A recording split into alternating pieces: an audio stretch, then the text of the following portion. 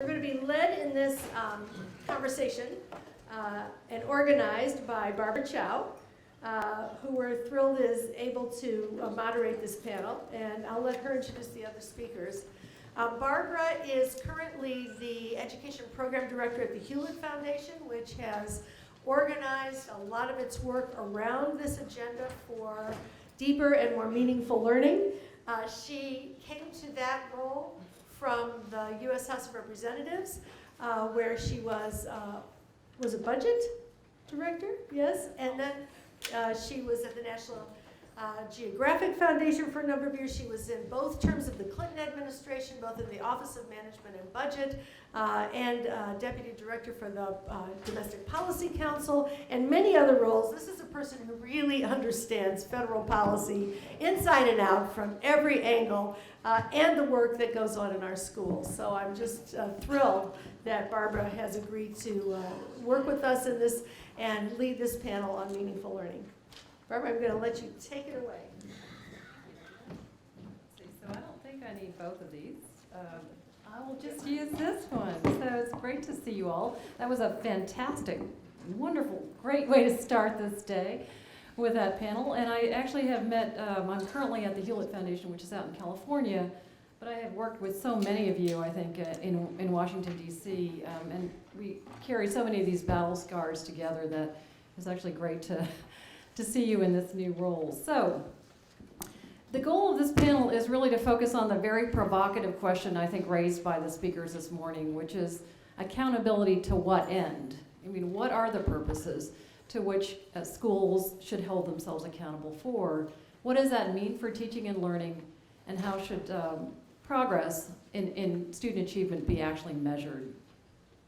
This existential question of the core purposes of education is one that we at the Hewlett Foundation, and I'm actually joined here by colleagues like Chris Shear and Dennis Udall, have been pondering for the past several years. As we've thought about it, it's really helping students navigate this really complex global economy that they're going to be entering, and making responsible civic decisions as part of a global society that really emerged in our conversations with parents and teachers and students across the country as two of the central aims of the education system. And so when we asked researchers and labor economists and business leaders what that meant, what they said is that this means that students must master rigorous academic content through 21st century competencies. They must be able to think critically and solve complex problems. You've heard many of these things before. They must be effective communicators. They must collaborate, work in teams. And they need to learn how to learn and develop an academic mindset.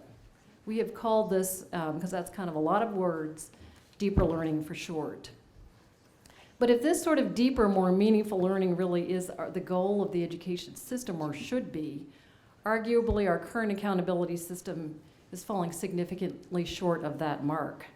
For one thing, the tests that we use to actually measure student progress aren't measuring those skills.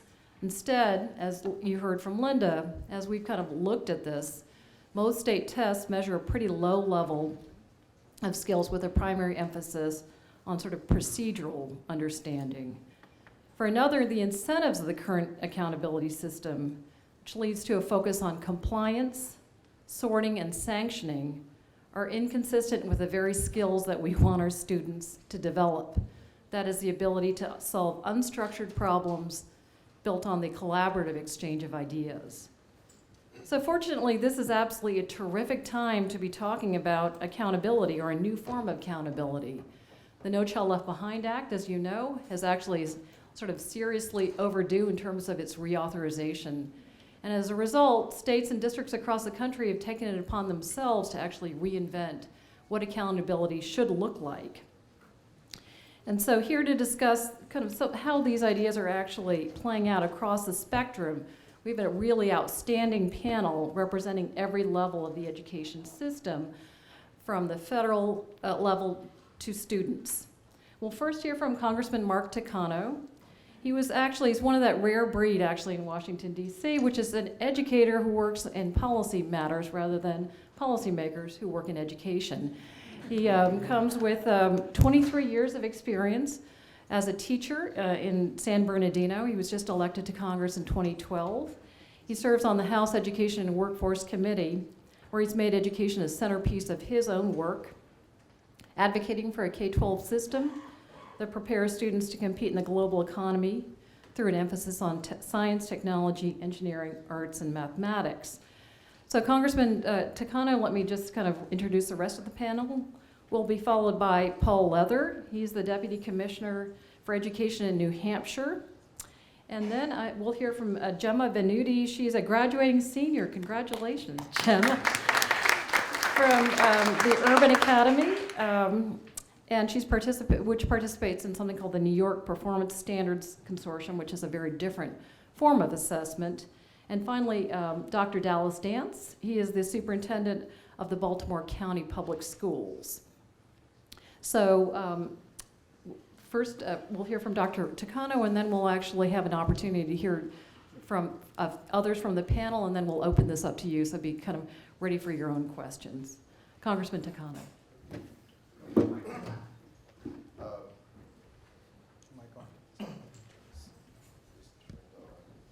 you hear me? No?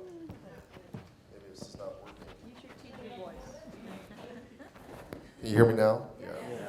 Sounds good. Well, higher. Okay. Or I just might just hold it closer.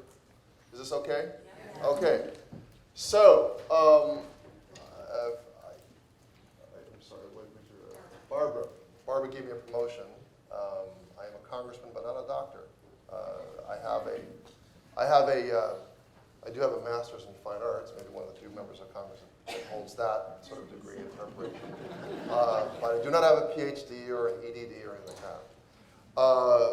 I did teach English, mostly English, at the high school level. I taught for 23, 24 years, depending on what you count as part of my VTAC. I represent a district in Riverside County, which is located between LA and Palm Springs, Midway. We're part of what's called the IE, or the Inland Empire. IE, all right. Within my district, I want to start off with an anecdote about a school district. I have about 5 school districts that are inside my congressional district. And one of them is a district called Val Verde. It's a suburban district. It's kind of hard to do. You have to kind of drive through it to see what it is that I'm trying to describe. But it's not got a lot of industry in it, but it's comprised, the students who attend the schools are, I would say, 70 to 80% Latino. It's a district that has a large composition of, it's composed largely of families whose children qualify for the free or reduced school lunch program. I taught in a school district that is north of where I live, in a different county, in a school district called Rialto Unified School District, and I taught at Rialto High School. And I taught a similar school population, although at the beginning of my career it had a greater percentage of African Americans, but the same socioeconomic demographic. Now, I want you to know something about Val Verde. Val Verde as a whole, in the school district as a whole, has maybe 3 or 4 high schools, or large high schools, and the students throughout the district score beyond what people would expect for its social economic profile. The students tend to score better in terms of the NCLB tests, do better than people would expect. But here's something more I want to tell you about this school district. At Citrus High School, teacher Michael Chow built a physics program starting 12 years ago. Today, about 70 to 80% of the Citrus Hill graduates, of the entire class of seniors, will take physics, and they actually pass the physics test. Now, if some of you are wondering whether or not, how do you measure that effectiveness across schools or school districts, you should know that Michaeltown alone produces close to 25% of all of the Latino students who score 3 or higher on the AP physics tests. He was invited the same week I was being sworn into Congress to testify before some committee here in DC about the importance of funding, funding low-income students being able to take the AP test. Michaeltown and the Valverde School District have increased participation in the AP program, but also encouraged a lot more students actually to take the physics course. This is an amazing accomplishment given the demographics of the school. This is happening in a regular school, not a charter school. It's happening in a district where we're not having battles over whether it's unionized or not unionized, and it's under the current regimen of the teacher tenure laws. We don't do enough to focus attention on these sort of success stories. Where is the flow of money coming in to replicate what Michaeltown is doing in the school district? I speak to legislators, I speak to the county superintendent. I'm just surprised to the extent to which there is not more attention focused on this success in a sort of just, regular garden variety school district with an exceptional accomplishment with one of its high schools. From my perspective, No Child Left Behind and high-stakes testing evolved out of frustrations with urban school districts. And it's highly questionable whether or not, even for these school districts, the urban school districts, that No Child Left Behind was a great solution. People who at the school district will tell you that that No Child Left Behind is a hindrance. You talk to Michaeltown, he doesn't think it's a great thing. And I think we need to be listening to more people like Michaeltown. My time is, I want to be respectful of the other panelists, but I'll get more as later we get into the greater discussion. I'll focus my comments more on what I think we should look to as a system of accountability. So I'll stop here. Thank you. Let's see. So I think we're going to just ask questions here on out. And we'll start with Paul. I don't know if many of you are familiar with what New Hampshire is doing, but they are doing some quite interesting and very innovative things. They sort of sit out there on the edge. And we'd just love to hear a little bit more, I think, everybody here about what does that edge look like. So what you've got a new system that you're working on. It's a competency-based system. Can you just sort of describe some of the key elements of that, how you develop them, what your experience has been, and how they differ from current accountability systems, the one that Congressman Takano just described? I'd love to do that, Barbara, but I was asked to tee up a little snippet first, which would give folks maybe a picture of what we're trying to do around performance assessments. So I'm doing that right now.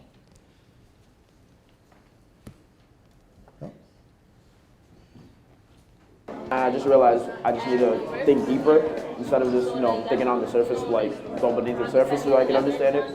And that was what got my score higher. It just helps me for my next essays be able to see where the standard is basically and what I should be reaching for and what I should be putting in my essay. My motto for who I am is tell the truth, live the truth, and be the truth. I think that anytime the kids are doing work that has a greater meaning and purpose for them, that they will do better work and they'll learn more from it. So having an audience for this kind of activity tonight, having to go really public with the thinking, pushed the kids to think in ways that they may not have thought before. Now I'm getting a 96 average and high honors. Along the way, we've been assessing them. We've been noting down what they've been doing, and they've been really having to problem solve themselves. And so the performance is the culmination of all of those skills put together and all of the learning. And we get to apply our knowledge a lot more than just memorizing something for a test and then forgetting it. This is something we're all going to remember for a long time. This helps me learn and realize what I've actually learned. Other than taking tests and be like, oh, I got a letter grade, cool. But if I'm taking this, I'll be like, oh wow, I know a lot because I did this and this and this and I had no problem with it. One of the things that happens in this kind of thing, or performance assessment generally, is you go over the things that are important to them when they need to know. Because then they'll really pay attention, right? They really pay attention when they have to do something or calculate something. They'll really listen to what you have to tell them. But until then, it's kind of meaningless. You can visualize what's going on because you've actually worked with it before you've learned it. So without even knowing what you've done, you've set a foundation for the theoretical in reality. So, really wanted to show that to you. So you can see, Barbara, the kinds of approaches that we're taking with students and educators to really transform our system. I guess I just wanted to ask a quick question in the audience. How many folks have been at this work for more than a decade? And how many expect to be at it for another decade or more? That's so great to see because it's going to really take that kind of time to build a transformed system. We in New Hampshire are really working on a system that is student-centered, competency-based, really emphasizes personalized learning, a system where educators deserve and need high-quality support, where local is our driver of change and community leadership drives transformation, a system that is seamless, where everything that goes on in K through 12 is absolutely connected to what's going on in the community, where we all see ourselves as leaders. Our theory of action really is if we want every student to be college and career ready, which means that they're able to master the knowledge, skills, and dispositions necessary for adulthood and in a deep way, then we need to lift everyone, all boats. Everyone needs to be prepared to be involved in that work. And so we need to partner together to build together. And so as you can see, we have bet the farm, if you will, on performance assessment for competency education. And we're building a state accountability model with a degree of rigor and trustworthiness necessary for submission for state accountability purposes. One where we're following the design elements of evidence-based design, where we establish clear and measurable goals for the system based on New Hampshire community needs, where we're really clear on what we're attempting to measure and what our claims are, where we have high-quality measurement indicators to evaluate progress towards the goals, yearly reports on student and school performance, and we create coherence with educator evaluation systems where we all work together as partners to evaluate the system as adults, where we create a system of responsibility, not so much accountability. We're all responsible. We're all responsible for creating the picture that you just saw, deeper learning for our students. That's the system we're trying to create in New Hampshire. Thank you. So we'll sort of move on and ask Gemma if the product of some of these experiences actually in New York City, there's an alternative to the Regents exam. Students get to participate in a performance assessment, high school performance assessment kind of a system, which is actually quite different. And so Gemma just looked to hear a little bit more about what that experience was like for you. Okay, I'm a student in the York Performance Standards Consortium, where we do performance-based assessment tasks, which we call PBATs, in order to qualify for graduation. I've written down my thoughts because I wanted to make sure that I don't miss the important points. All of us are expected to complete 4 PBATs in the core subjects: math, science, English, and social studies. The English PBAT is a well-developed literary analysis, a well-reasoned paper. For the science assessment, students have to conduct an original science experiment about a question that requires developing a hypothesis.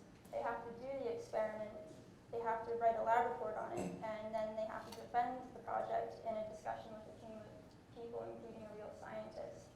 For my science PBAT, I focus on what effect stress has on memory. After we completed the assessments and calculations and logic, the math PBAT requires us to use what we've learned to solve problems in the real world, like using trigonometry to calculate the distance from my school to the Empire State Building. For my social studies PBAT, I was required to do a text-based research. using a primary source material, and then write an analytical paper. Students are required to make an oral presentation for each PBAT, and there are rubrics which a committee uses to assess your work. Schools are also required to complete additional PBATs that the school has chosen. In my school, I did a creative arts PBAT, a PBAT in art criticism, a library PBAT, and an internship. With the exception of the library PBAT, students choose to pursue their own topics which grow out of classroom work. Having this freedom to choose my topic seems a little daunting at first, but no one's ever thrown into the deep end. Students normally only start their PBATs in their junior year of high school after they've already had 2 years of high school experience. By then, I had the experience I needed to venture into the work needed for PBATs. A few of the skills I had developed at Urban that I found most useful for PBATs were the ability to do independent research, to participate in class discussions, and to do analysis in place of summary, and to revise my work. I had to use each of these skills for every PBAT I did, so I was able to continually practice and develop them. One example, for my social studies PBAT, I decided to write a paper growing out of a philosophy class I took. I wrote a paper on Hobbes and Kropotkin's view of government. While I was writing, we had heated discussions in class. I expressed a strong opinion, but in the end, I decided I had overlooked key arguments. The discussion had helped me keep an open mind, though. I had learned about Hobbes' view of the world through reading assignments, class discussions, and through some research of my own. In the beginning, I had become convinced that Hobbes' view of government was correct. But after I reread Kropotkin's writing a few more times, I found that I actually agreed with many of his views, even though they were so different from Hobbes's. So instead of writing an entire paper promoting Hobbes's views, I revised it. I wrote one in which I argued that neither one of them was completely correct. I had to revise my work multiple times before I was finished and discuss the ideas that were going into the paper with everyone in the class. The new ideas that came up in discussions led to more research, and instead of summarizing the ideas that other people had, I was able to analyze them confidently because that's what I'd been practicing during group discussions and while I'd been completing other writing assignments. At Urban, students are really expected to demonstrate that they can do quality work. Thank you. Thank you. That was terrific.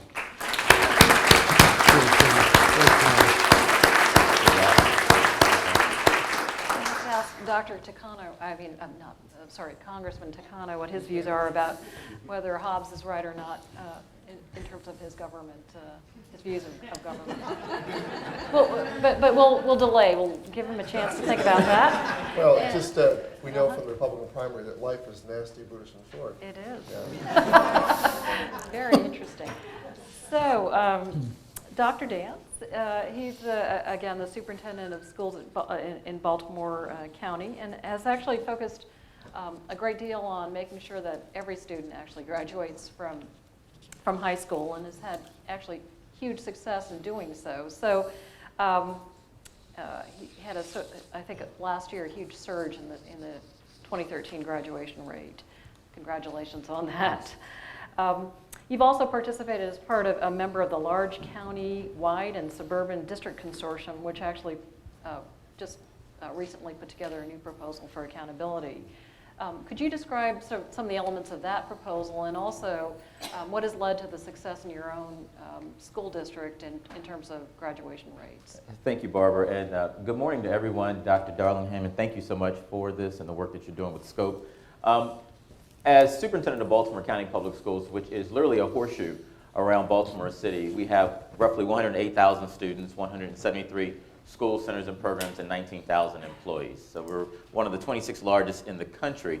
And we're a member of the large countywide and suburban school system consortium, which is roughly 15 school systems representing 1.3 million students. And it has Fairfax, Montgomery County, Cobb County, Gwinnett County among the ranks of that consortium. And so it's very telling that we're in DC having this conversation, because of course this is where many of the decisions are being made which impact our accountability systems across the country, and where we need to have the biggest impact. We in the consortium believe that the federal role is vital but should be limited. And with that being said, that they need to be making sure that we're holding states accountable through compliance with our plans, our Title I, Title II, Title III plans, that they're holding us accountable through the use of our Perkins funds, but also easing restrictions on how we use those funds in order to accomplish the work. But that then they're delegating that responsibility, where it should be, down to the state levels, where they're making meaningful plans. And I do get excited when I hear what Paul is doing in New Hampshire, which is what many of the districts in the consortia are looking at, in terms of making sure that states have plans to hold individual school systems accountable, but they're not allowing school systems to be landlocked or handcuffed in terms of those plans. What we believe is that what success happens is at the local level. And in Baltimore County, where we put together a pretty ambitious strategic plan called Blueprint 2.0, we backmap that from what we have defined as students being globally competitive when they graduate.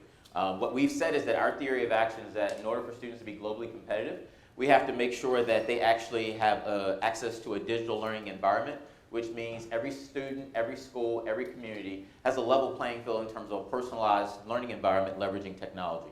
And that we give our students access and opportunity to learning a second language prior to graduation, which means we're starting world language acquisition at the elementary school level. And so what we want is that as we're working around our state framework in terms of achievement gap and growth, that we look at how do we make sure that we have local performance measures and metrics in order to make sure that we are moving local agendas forward. We also advocate for the fact that we need to go back and revisit the work around No Child Left Behind. So I think all of us are in agreement that we love the name and that we don't want any child to be left behind. I think also it gave our country the first opportunity to really make sure we're looking at all kids. But now it's an opportunity for us to go back and really make sure that we're making good on that promise. And so is the use of annual assessments really the best way to do it? Or do we look at point-in-time assessments for young people, making sure that young people are kindergarten ready, that they're reading on grade level at the end of 3rd grade, that they're prepared for the transition from middle school, that they're prepared for the transition to high school, and ultimately as they prepare to enter the world of work or college or careers when they graduate. And so that's some of the work that the consortia is in fact doing, but we really want to make sure that we're engaging communities, that we're making sure that at the local level that we're not being handcuffed and making sure that work occurs. But we also are looking at other indicators as opposed to just one point-in-time assessment that happens at the end of the school year with annual assessments. Thank you, that's great. So maybe let's start with that broad question of at the federal level. We have No Child Left Behind. We've had it now for way longer than it was actually ever expected to run. Maybe Congressman Takano, let's start with you. Just if you were able to kind of remake that entirely now, what will you do actually over the next, or recommend over the next several years as we think about rethinking accountability? Well, what I came to Washington to do in principle was to work on this and to bring a teacher-educator voice to Washington so that the policymakers understood the unintended consequences that happen at the local level. And so in that sense, I'm a Republican with a little r. I do believe in more local control. I gave you an example of a school district that is succeeding. I'm excited by the performance-based assessments you're doing in New Hampshire. It's the kind of assessments we talked about when I was served on a California commission in the late 80s. And the folks, all the experts told us that standardized testing and trying to link that standardized testing to teacher performance was a bad idea. And they're superficial. They're much less expensive to do and less complicated to do than the more elaborate performance-based assessments that we see in New Hampshire. So I would like to de-emphasize the high-stakes testing nature, to return to the idea that testing can give us an idea about a school program, but the attempt to link accountability to individual teachers is a very complicated thing. Not to say that we can't use some element of that in performance, but really the federal government should let states and local districts sort all this out. The other thing, another consequence to the heavy-handedness of the federal government is that in California, we saw a divergence between what the schools started to focus on, which was standardized testing, but they were not aligned to things like, simple things like placement tests at the university, which are the real gatekeepers to the university. The real gatekeepers to the university are at the community college, the Cal State University and UCs, is the assessment test they do in math and the placement tests, not assessment, placement tests. Teachers totally lost the focus, and at the high school level, we simply were not attuned to, oh my God, we got to get kids into universities. I was also a community college trustee. 80% of the students who came to the community colleges could not place into college level math or college level English. We didn't have a strong idea whether 1 semester or 2 years or 1 year of remediation would do the trick.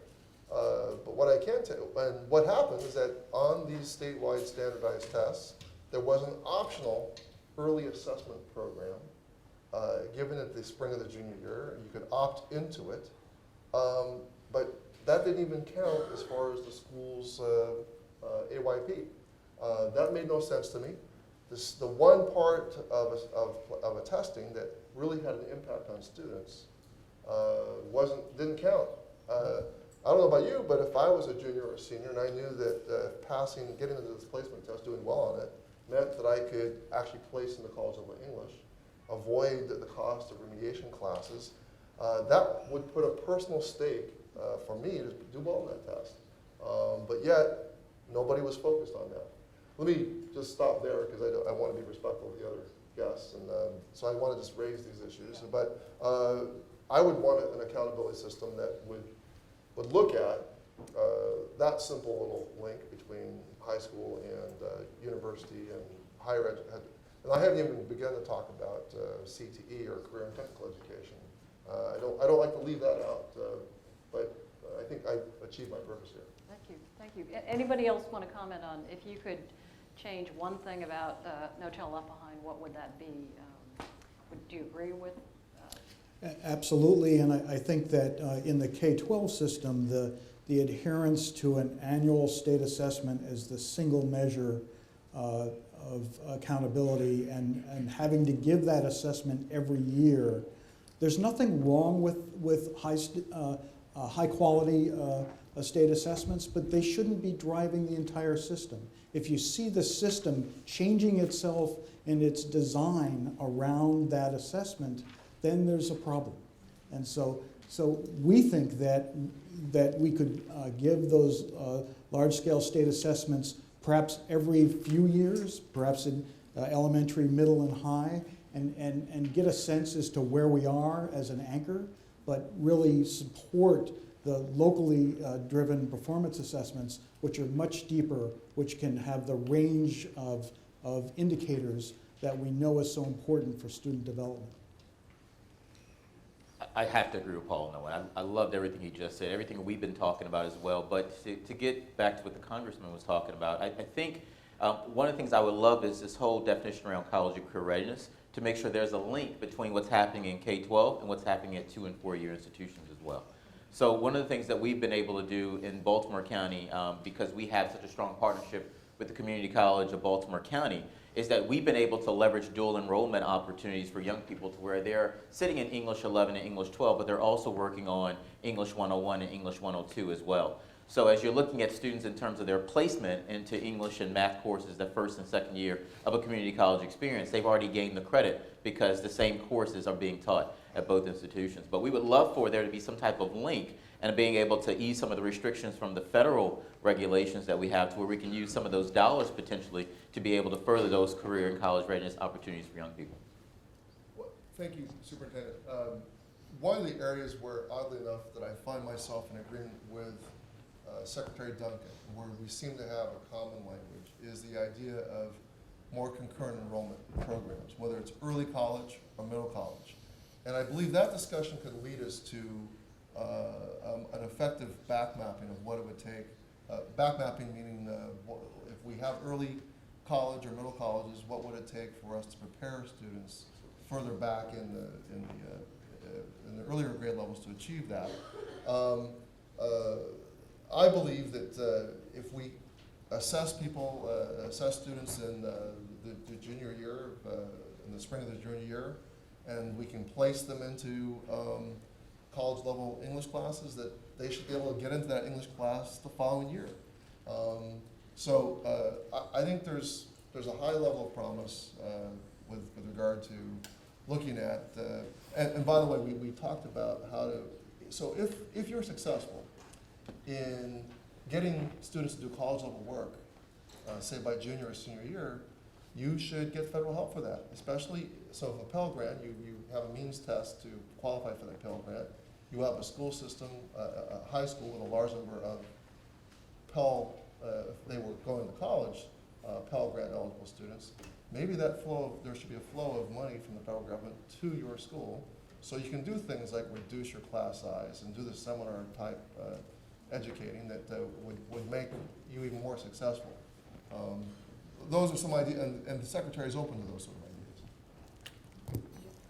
At Urban Academy, I feel like I really was doing college level work, and while I was going through the college process this past year, I sat in on a lot of classes, and in those classes we were doing mostly the same things as we were doing in normal school at Urban Academy.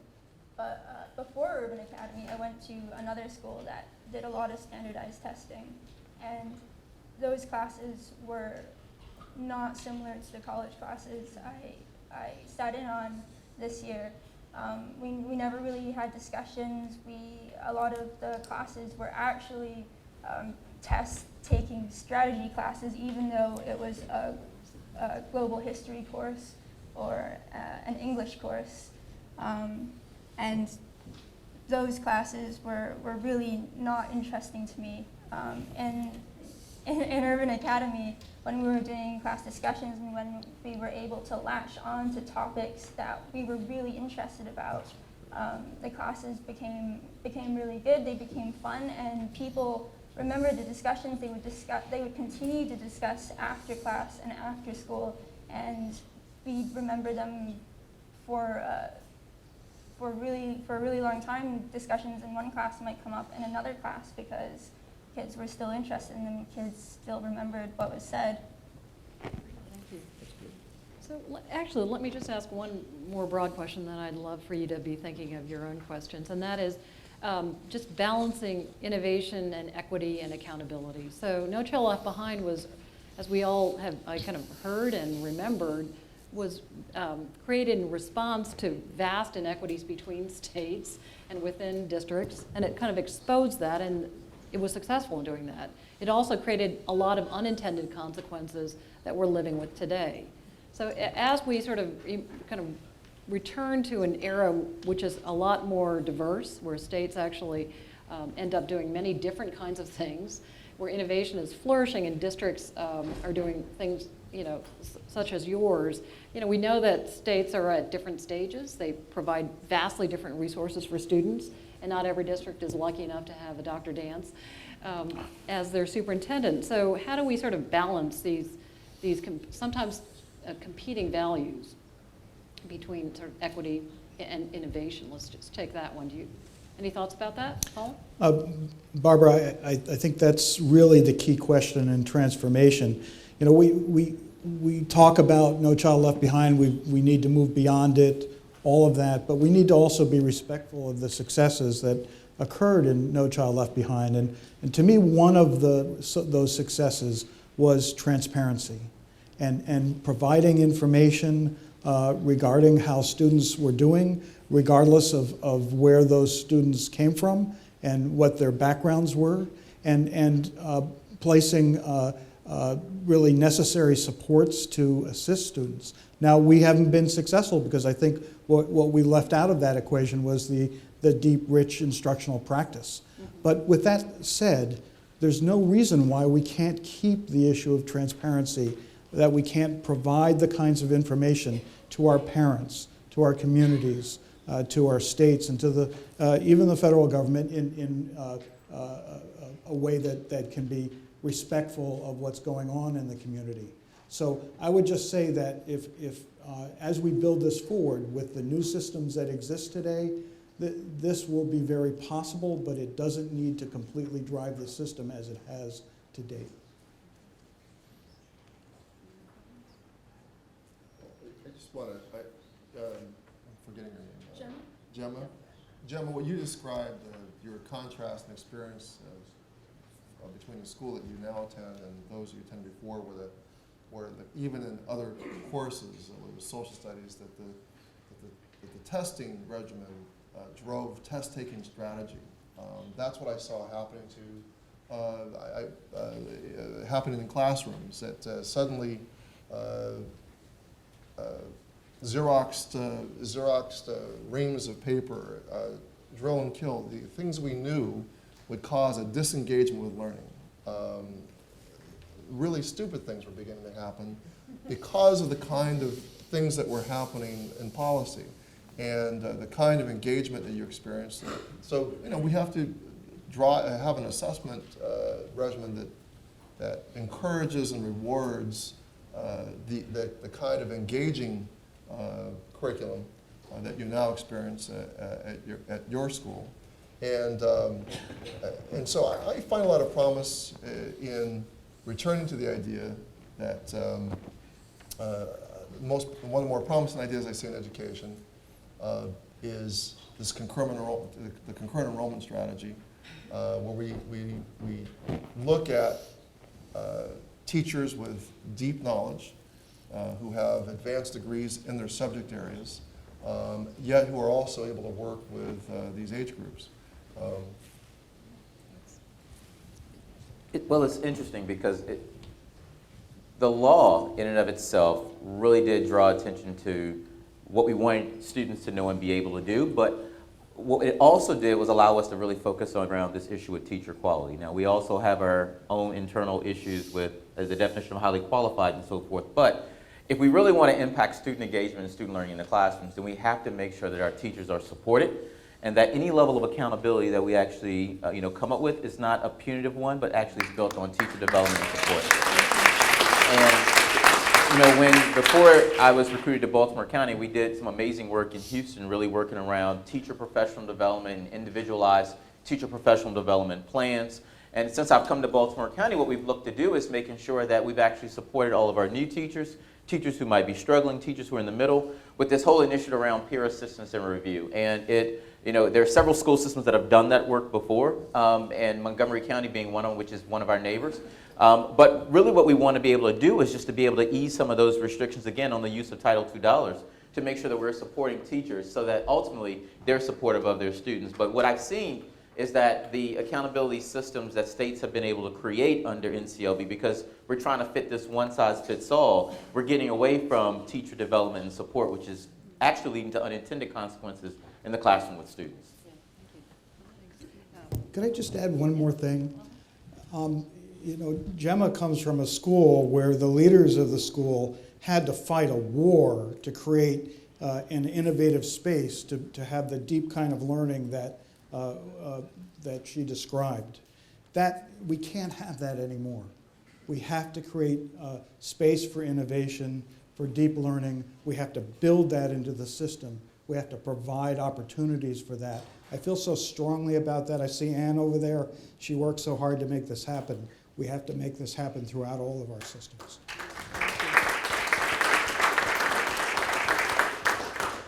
So, your questions. There are actually mics over there, if you wouldn't mind going to the mic. And yeah, sure. Why don't we start with right there in the middle.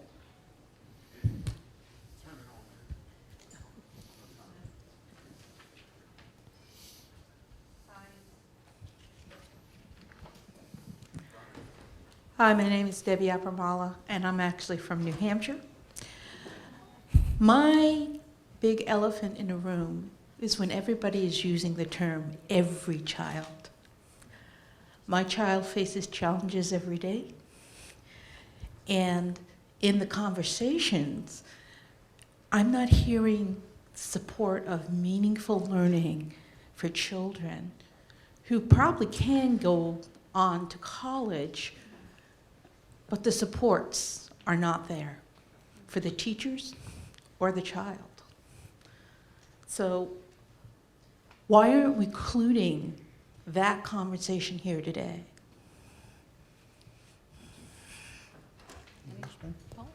I think we are including that conversation today. We need to have those supports for students so that learning is deep and meaningful at the individual child level, and that the educators that are working most closely with each student is in fact capable and supported in doing that. So as we build out this system, we have to keep that focus in mind. It's all well and good to say, okay, those students who would succeed anyway will jump to this new system and they'll have deeper experiences. That's absolutely essential.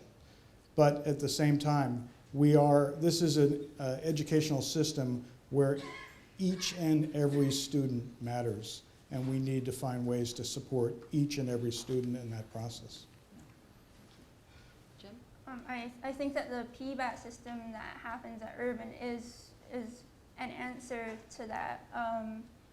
With standardized testing, every child does the same test and they just do it the same way and they get a score on it. But with PBATs, not every child does the same thing. The PBATs stem out of interests that we have from class.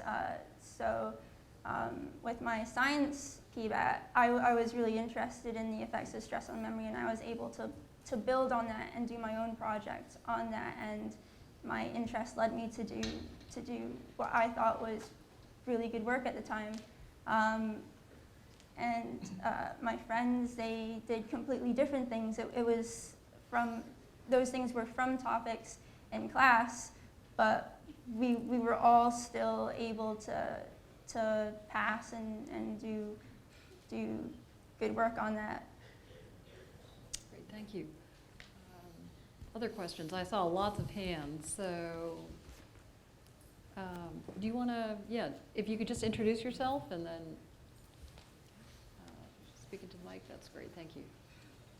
My name is Monty Neal. I'm with Fair Test and with the Forum on Educational Accountability. I want to thank the panel and Scope for organizing this conference. I just want to first note that if you're interested in the New York Performance Standards Consortium, there's material out there. I'm not with the consortium, I'm just a great fan. And it shows the high degree of success, such as much higher graduation rates for all the demographic groups, much higher college entry rates, and much higher persistence in college, along with greater retention of teachers, less discipline. So the outcomes of a performance-based assessment system are really good. My question is, and I'm actually borrowing this a lot from Ann Cook, the head of the consortium who's here, cannot a state have multiple systems, provided that you can show legitimate forms of outcomes, just as the great variety of student work done by the consortium students across 26 schools in New York City and growing, shows that kids can do individual different work but meet common standards. Can we not have multiple systems within a state? So that there might be a system in New York that focuses on IB, for example. Maybe some will want to stick with the state test. Bad idea in my view, but if systems really want to do it. So you could have different approaches that would enable folks to learn while holding accountable for outcomes. And I would add, along with the other things that Linda, for example, opened with, that we must hold accountability for, such as the supports and for strengthening the teaching profession. Thanks. Thank you. So what ideas about multiple systems of accountability? Any comments? Paul? I hate to always be the first, but we absolutely believe in that. We believe that it's possible. The key element is, can you create a common system of determination so that, if things aren't working, you can in fact see that things aren't working, but if things are working, you can see that regardless of the system that is in place. So we would propose two things. One, that the determination be the key, not the single assessment driver. And then secondly, we would really support the idea of consortia of schools, just as Ann did, where folks work together and build that system and make it a quality system based on quality indicators, and that the state and the federal government support those consortia, because that's where the innovation will happen, just as Ann did. Thanks. So I think we've got a time for a few more questions. Yeah. Okay.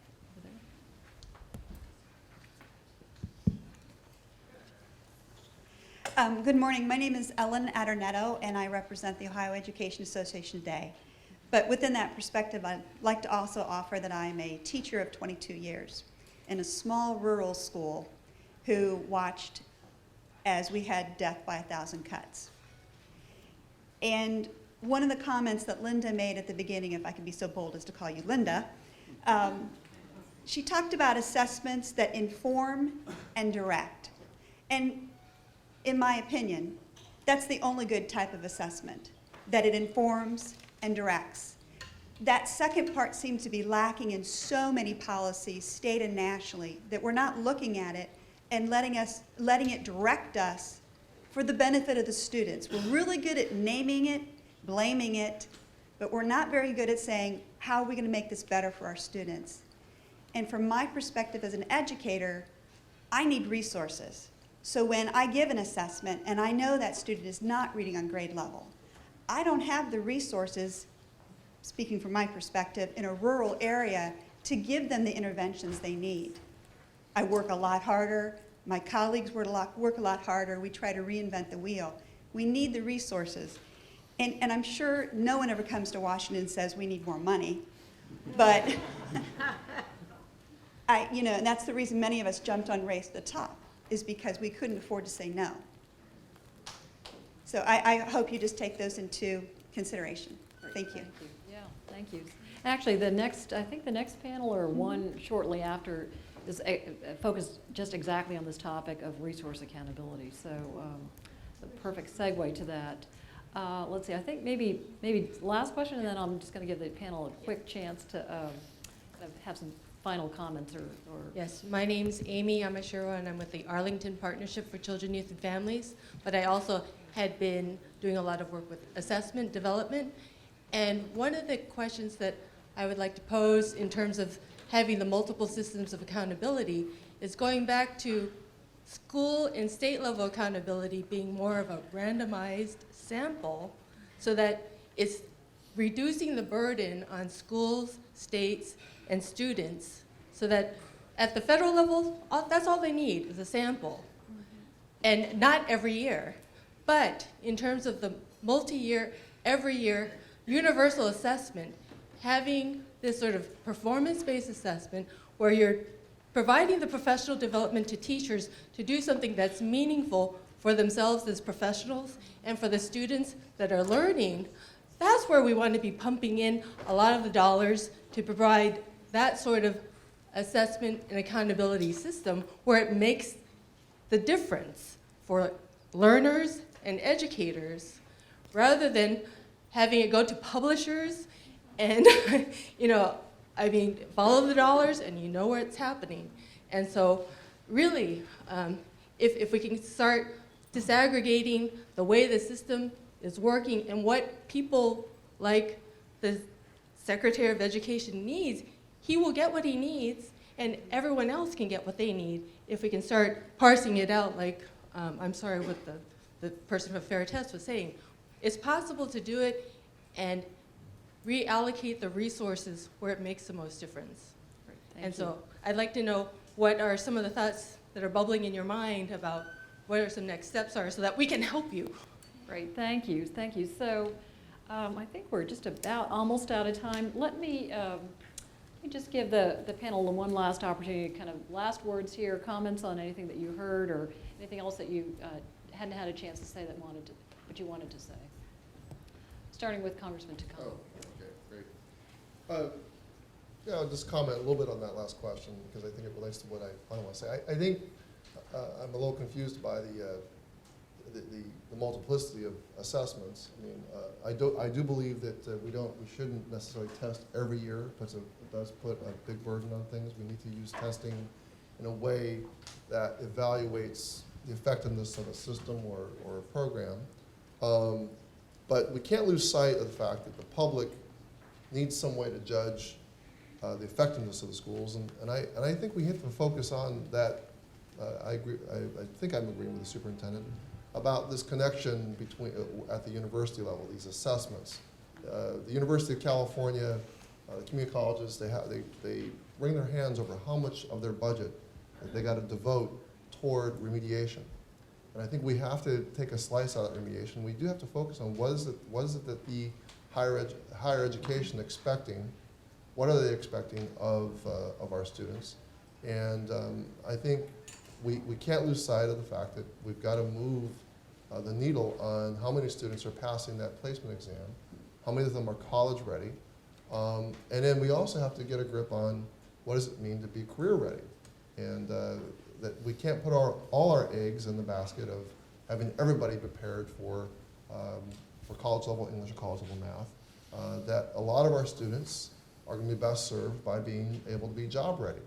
So what does that mean, and how can we clearly communicate that to the public? So there is an assessment element in that. I don't want to jump too squarely in that camp because I don't want unintended consequences of that driving the curriculum in unintended ways. I've already spoken quite a bit about systems, and that's kind of where I live. I would just say I would like to congratulate you and Linda, Randy, and others who put today together, because bringing diverse interests together, whether it's congressional leadership or it's advocates, parent advocates, student advocates, and educators, practitioners, bringing us all together and talking about how can we in fact make a better system, transform a system. That's what this country is all about. That's where we need to go now. Thank you. I think I just want to stress how much happier I was at Urban than at my other school. The testing in that school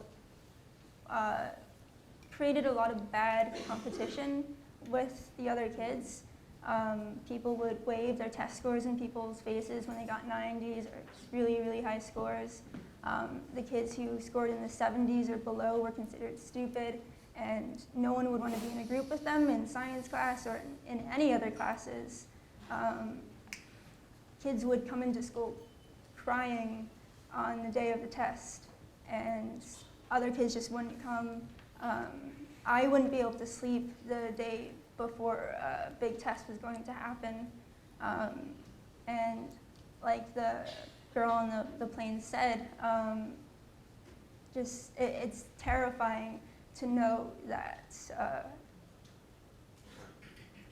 there's one day at the end of the year that decides if you pass or fail. That's powerful, because as you talk to our kids, many of our kids are feeling the exact same way, where we have built the pressure on them to where that one point in time is really what they stress about.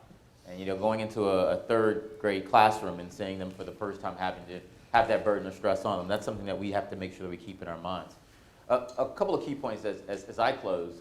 One, we always have to keep in mind, there's still kids across our country who are not learning in classrooms every single day. So when we build accountability systems, we have to make sure that we keep people and not programs at the forefront. While the work happens at the local level, the real work happens in schools.